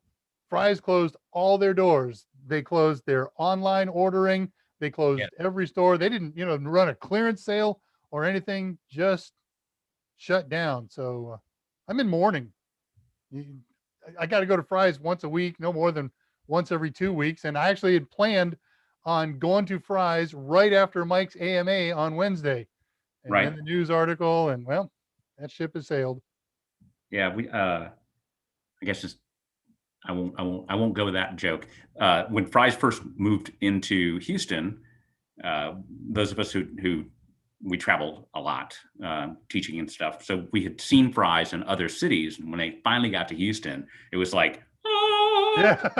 what's the theme going to be? And of course, the theme of the store in South Houston in the Clear Lake area, which is right next door to NASA, was of course all space themed. So it had a big all kinds of rockets and stuff and yeah. Well, they've got a full scale model of the ISS. Yep. The I mean, it was International Space very, Station. and of course, because it's Houston, the one up north where Dave is, it had a serious oil derrick theme. So lots of. I'll tell you what, I want to get in line to buy the NASA props. Not all of them, of course, they're going to be really pricey, but a couple of those things would be pretty slick in the backyard. Yeah, it's so weird, and people are mentioning it's like if only we had shops like that in Zach's case in England. Right. I guess Tandy doesn't count, right? No. Yeah. So we still got Micro Center in the U.S. I'm mad at them every time I go there in person. They close the door because they have a COVID crisis. So it's got to be. They're a good haul away from me, an hour if everything goes well. Right. So online, thank goodness. All right, a couple questions came up, and then we're going to talk about the rest of today, which is just a teaser for next week. Selling an inferior system is easier than selling one that's superior to your own. You bet. Dump off the junk. Or just give it away. That's always fun too. Oh yeah, happy to give it away. There's a guilt feeling, right? If I give something inferior away to charity or my church, our pastor one time did a sermon. He didn't do anything in the Bible. He said, yeah, I want your money. He said, but I don't want the stuff you donate. I don't want the old used school bus that you got at a junk sale and kind of resurrected. Buy me a new school bus. Buy me quality stuff. We're a church here. And he's done it humorously, but obviously pretty serious. You got a few in the Netherlands. Oh, yeah, those. Okay, Wish, AliExpress. Right. Of course, there's always Ali. If you got to go Chinese product, sometimes good, sometimes not so much. Amazon's a gamble. Yeah, you're exactly right. One of the problems with Amazon is you can't tell who sourced it. So if Amazon buys and resells it, it's probably okay. But I've been shopping recently to stockpile on micro SD cards, and I'm terrified to buy anything out of Amazon. Just I know I'm going to get some counterfeit in that pile. The hassle of dealing with returning and getting credited is just not worth the time. Take my semi-trash to Goodwill. Absolutely. Love giving my stuff to Goodwill. And I love buying from Goodwill. Scott and I discovered a year and a half ago or so, 2 years ago, that Goodwill, I shouldn't give away. This is like a big secret because I don't think anybody knows about this and I get good deals, but you guys are nice people, so I'll share with you. Goodwill has an online auction site. So their various stores list their products on their auction site. It's not as quick, but there's some really good deals. Scott bought a you bought the auto harp. I bought all kinds of stuff off of there because that's me, including a lot of pie stuff. Shopgoodwill.com. Very, very fun. And you can find crazy deals. Absolutely. Yeah. We have a Goodwill here in Houston. I'm vamping a little bit because my other presentation is about 5 minutes. All they do is take all the computer components that wind their way into the Houston area Goodwills and to people who bring them directly there, cases, motherboards, RAM, whatever you got, and they create functioning units out of the components and then sell them directly from that site. So if you've got old but still functioning computer parts, Goodwills in your area would be very nice. Yep. Zach says, I bought a Crucial MX500 from Amazon, said it was brand new. I ran Ease US on it. I use Ease US products, like them, and found data on it. So clearly it wasn't brand new. You're right. Every time I get a hard drive, I'll pull up Ease US and their recovery tools. Now this, I know there's stuff on there. I'm the curious type. I want to know what it was, and I'll recover as much as I can until I decide it's boring or until I decide if I should turn it into the FBI. And I can tell you honestly, I turned in some evidence this week to the FBI that found its way into my hands.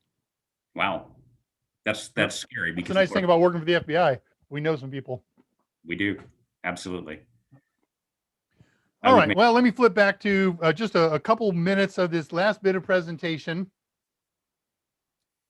If you follow the tutorial at that GitHub site, and by the way, I skipped over a step as I usually do, the actual install command. So after I did my updates, my upgrades, and my dist update, then you got to do the install. And that takes about 10 minutes. I'm looking for the line with it on there. Oh yeah, I did it up here. So here's the one interesting thing about it. We're used to using, if you've participated in all of our shows, the apt or the apt-get command to do an install for pre-created packages. Sudo apt install SSH server, sudo apt-get install htop. Cool. That's not the only installer in town. Now, we've also looked at two other kinds of, I mean, we can't call them installers, but there's two ways to get installable programs out there. One of them is called curl, C-U-R-L, and the other is called, I had it when I started the sentence, wget. And what curl and wget do are they reach out to a site where some developer has put all of his installation files, her installation files, and it copies them down. And then you've got to follow some tutorial that says, now what do I do with all these installable files? And it'll tell you to create a script or run this script or whatever. So, okay, that's another way to do it. But there's plenty of other installers, and two really popular ones right now fitting their way into the Linux world. One is brain fart escaping me, but the other one is called Snap, S-N-A-P. Okay. So if you chose to do this and managed to get it working with Raspbian, there is no Snap installer utility built into that. You have to install a Snap server, which is really easy in Raspbian. And you can do that even if you're not doing this project. There's plenty of other Snap install programs out there. You just say sudo apt install snapd, one word. It's a snap daemon, which means server. And you got server and you've got Snap. Good news is it's already built into Ubuntu. So all we had to do after we did the updates or upgrades, or even straight after the install, is to just type in sudo snap install and then the name of the package, rocket chat -server. And it's in that GitHub tutorial. And that's the thing that takes 8 to 10 minutes. And this tutorial doesn't say to reboot it, but I didn't trust it, so I rebooted after that. All right, so that takes care of that. So we've got an operational Rocket Chat server sitting here on Dave's desk. That means Dave's missus can access it and Dave's kids can access it. Right. And that's all. So we got a problem. Now, their tutorial takes you to a method that will open up access to your outside world or to your local world from the outside world. And it's a package, a process, a product called ngrok, the letter N, G-R-O-K. I don't know what the N is for. Grok is an old psychological term that basically means I get it, I fully comprehend it. And grok is a term commonly used by Linux type. Well, I'm going to get into that one last because there's a couple downsides to it. So I would suggest that there are 3 ways to provide access inside your network from outside your network, from the other side of your NAT router. The first and the simplest one is to set up port forwarding. And we need potentially 3 port forwards. We haven't done this in my world as a presentation, but Mike has, and I'll cover it in a little more detail next week when we do this as an exercise. But port forwarding says you're going to go into your router and you're going to select 1 or more ports. You can pick any port number that makes you happy. Some routers say, well, not this one, and you associate that port number with an IP address and a port process on a computer inside your network. So let's make up something totally bogus. Let's say that the public IP address of my Soho router the WAN side of it, is 2.2.2.2, just to make it easy to remember. So I'm going to go into my router and I'm going to pick a port number, and it's going to be port number 10,000. And I'm going to now associate that with a computer. Let's make it the computer that I just built. 192.168.1.105. Okay. So there's an IP address, and then a process on there is port number. Now, there's a web server running on there. People have to get to the web server. So what's an unsecured web server's port? Port 80, right? So I'm going to associate this port number 10,000 in my router with 192.168.1.105:3000. And now for somebody to get to my web server from the outside world, all they have to do is type in 2.2.2.2:80 in their browser, and that will go to the public address of my Soho router. It'll see, oh, you're going to port 80. That port has been forwarded or redirected, and I'm supposed to take any traffic that's bound for that port and send it to port 80 on Dave's chat server. So I can forward port 80.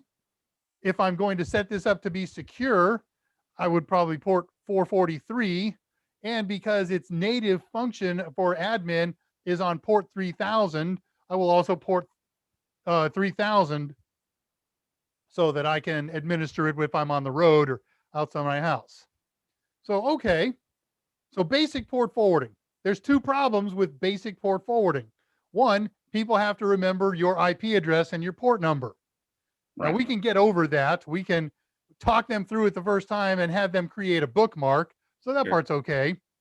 Part number two is it ain't secure by any stretch of the imagination. We haven't set up any secure protocols on the router. We haven't set up any secure protocols on my chat server. Guaranteed in a day, no more than 2, the bots that are out trying every IP address every night looking for open ports is going to find that, and I'm going to start getting bombarded with hack attacks. So it's not a great solution. We can fix it. We can put a certificate on there and fix that, and yeah, that's cool. The nice thing about port forwarding is I can also forward any port to any other kind of server. I can forward an FTP port to a server that I have running in the house. I can forward, the list is endless. My Pi hole has 3 servers running on it, and I'm port forwarded to all 3 of them. Oh, my cameras inside are all port forwarded. They're all secure cameras. So I'm on the road. I can see what's going on through the various cameras inside and outside my house. All right, so that's the simplest way to do it in the beginning until you get it secure. It's the least secure way to do things. So, okay. Oh, and of course, the other downside is you got to remember IP addresses. So let's fix that problem with DDNS, dynamic DNS. Dynamic DNS says I can take a resource inside my network, and I can even use a DHCP address device instead of a static address device, or I can do it with the other, doesn't matter which. And you run a DDNS client on there. Now, the trick to accessing a resource inside a LAN from outside a LAN is this. And if you walk away remembering nothing from this little presentation, recognize that nothing can reach inside your LAN. They cannot reach through your Soho router to get to your network resource, not unless you do something to make that happen. That's why I'm totally secure, except on my handy dandy little port forwarded server. But if I didn't do any port forwarding, I would never worry about anybody coming in and hitting one of my internal servers or browsing my computer. So ways to make it accessible from the outside. 1, port forward. Now, DDNS is also going to use port forwarding. What we do with DDNS is he's going to track your IP address, and he's going to make outbound calls to a cloud-based DNS server that says, here's an IP address on a port forwarded network, and that server out there is going to give it a DNS name. You pay for that name, or maybe they've got a free service out there.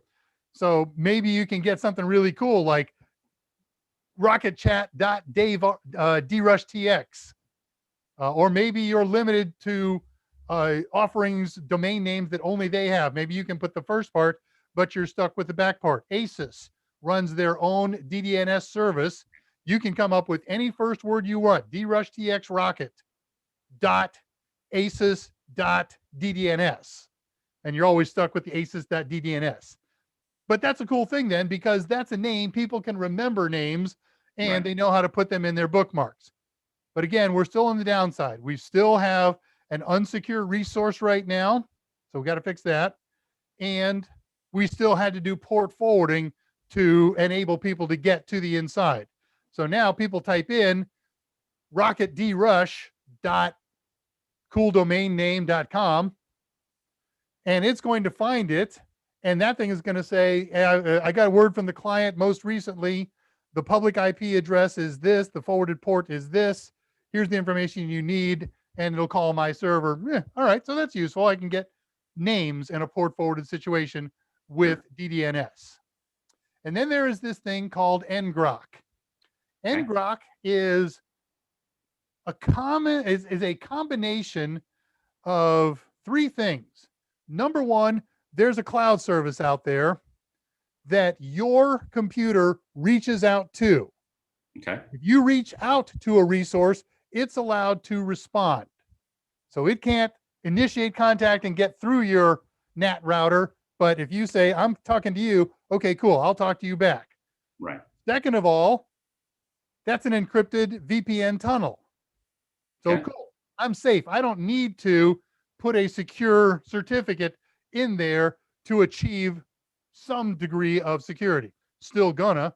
And then the third and final thing is he does a DDNS style service. So he can also give it a name. Okay. So what's the downside? Sorry, say again. What's the downside then? Two of them. Oh no. Okay. There's a solution. All right. All right. One is they have a multi-tier service. Ah, okay. Their free service, every time you activate the client on your computer, it calls out and says, let's play. And it says, okay, let me look at a list of available or randomly generated names.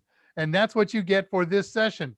So you'd have to tell everybody outside what the domain name is right now. And when you shut it down and you reboot it, you're going to get a whole new domain name. Okay. The other thing is it's a little complicated to set up.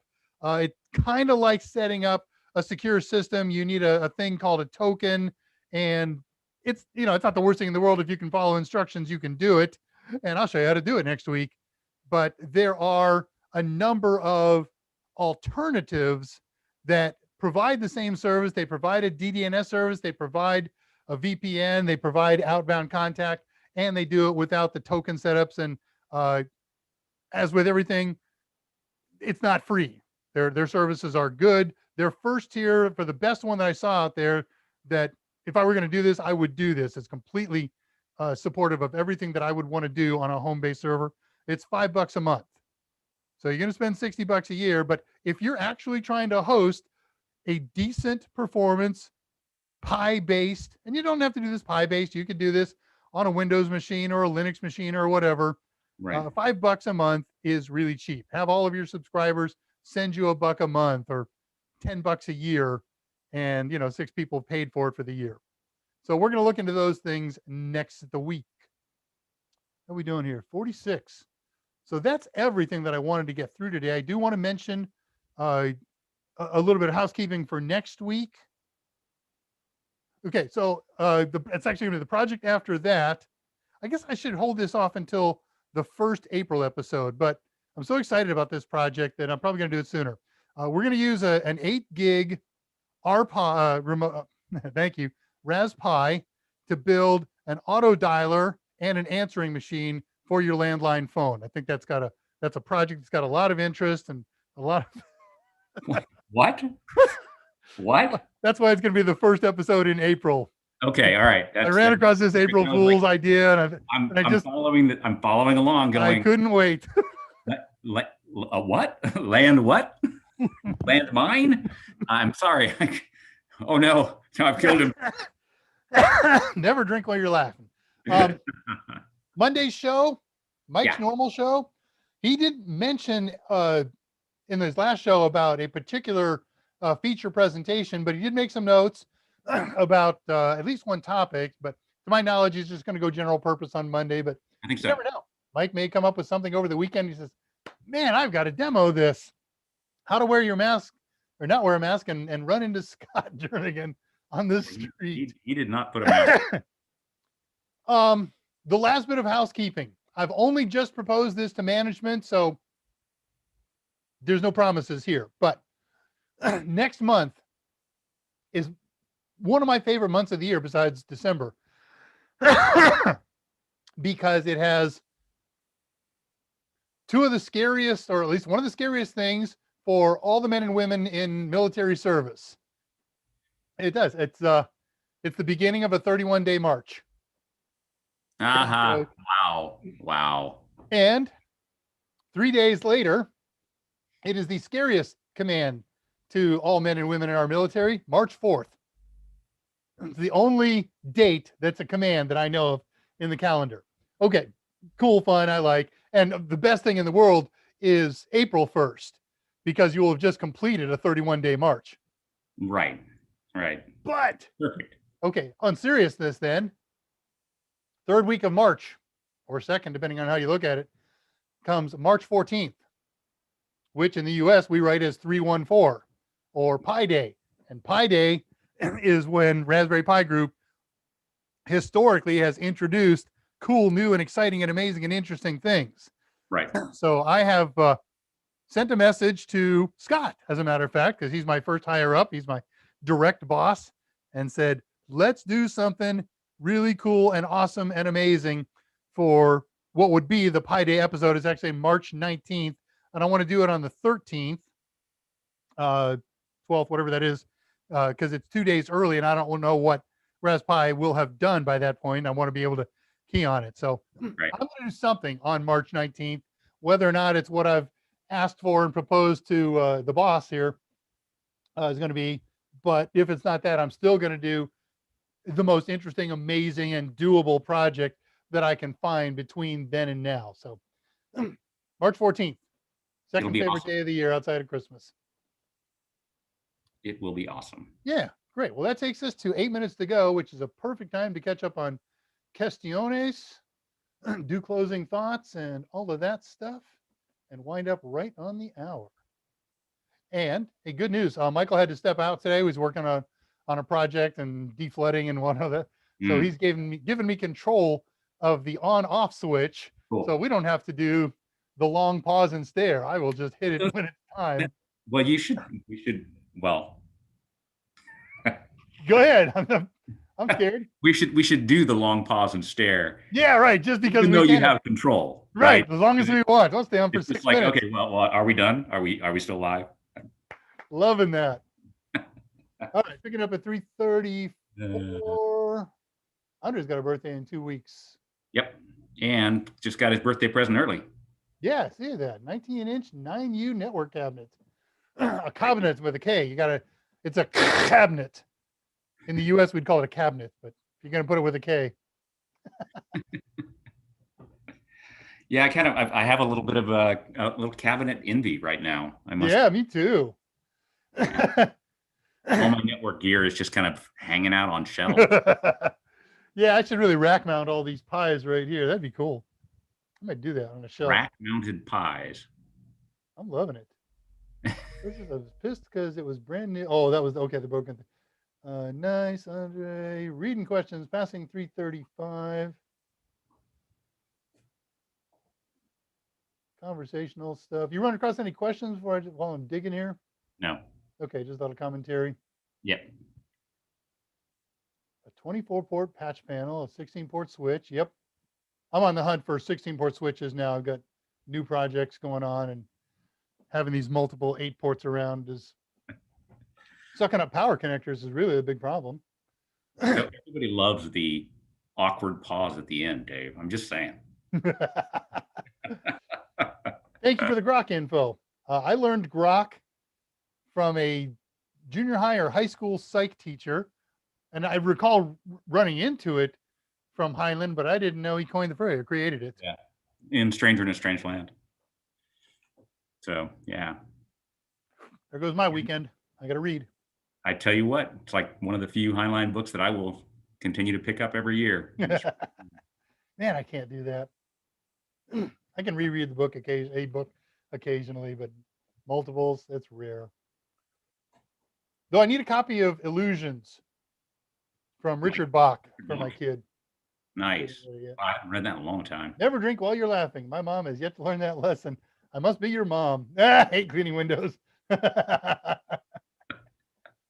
First drama of April happens to land on my birthday as well. Well, cool. Now we got a reason to celebrate the April show. Right? Man, it's too bad you won prizes already. We'd give you a prize, but now we can't. Sorry. Yeah. Oh, well. Yep. How it goes. Alas, poor Elbow. We knew him well. All right. Well, that winds out La Questiones. Yeah. Okay. Let me do this then. I'm going to throw up the massages one final time. Oh, I'm going to throw up those links too. Yep. All right. So we're getting near the end, guys. If you missed this at the beginning of the show or halfway through when we did it, if you didn't get a chance to ask us a question, by the way, if you haven't liked and subscribed today, like and subscribe. You know that helps your brethren. That's nothing for us. But if you didn't get a chance to post a live question or comment, feel free to send us an email, daver@totalsem.com, scottj@totalsem.com. Catch us on Steam. I will be steaming this weekend with my new game, binging away as drushtx. And I know Scott will be gaming on tabletop Steam games. So interrupt Scarheart. That's what he wants. We got specials for you. 50% off all of our Total Tester practice exams and our Total Tester bundles. It's got the practice exams, it's got videos. As Mike said the other day, the bundles include the Sims, Total Sims. Does that ring right with you, Scott? Bundles should be in A+ and Net+. Those are the practice exams and simulations. Just look it up. Go to the website, look at our bundles. You'll see what's in them. Yep. Use the code URI, Uniform Romeo India 2021 at www.totalsem.com. Is good through this Sunday. I don't know what time, end of day, whenever, probably our local time, but I have no idea. So don't procrastinate. Don't wait till the last second. Do it tomorrow. Do it tonight. Do it Sunday morning. And the last thing, these are the links that I had planned in various times. If you're going, we didn't need this. You don't want the 1804 pre-installed server ARM or this 1804 because they don't work. At least I couldn't make them work. You can always give them a try. I'm surprised you didn't try where to get the Fuzzix article. Say again, Scott.